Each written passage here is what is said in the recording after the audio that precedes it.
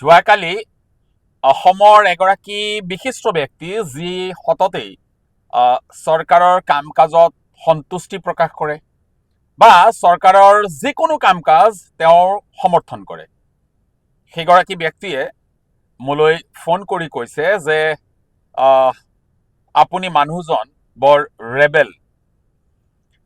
Yes I am rebel বা বিদ্ৰোহী হোৱাটো অপৰাধ নিশ্চয় নহয়।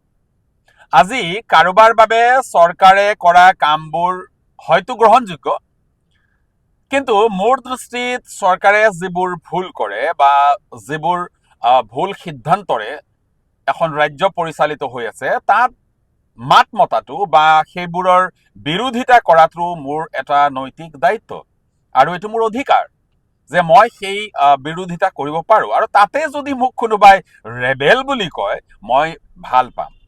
কৰবাত চৰকাৰে ভুল কৰিছে যাৰ বাবে তেওঁলোক ইমান সমালোচনাৰ পাত্ৰ হৈছে, কিন্তু তাৰ পিছতো দেখিছো যে এই নাও বুৰিলেও টিঙৰ পৰা ননমা যিটো আপ্তবাক্যশাৰী আছে, এই আপ্তবাক্যশাৰী তেওঁলোকৰ ক্ষেত্ৰত প্ৰযোজ্য।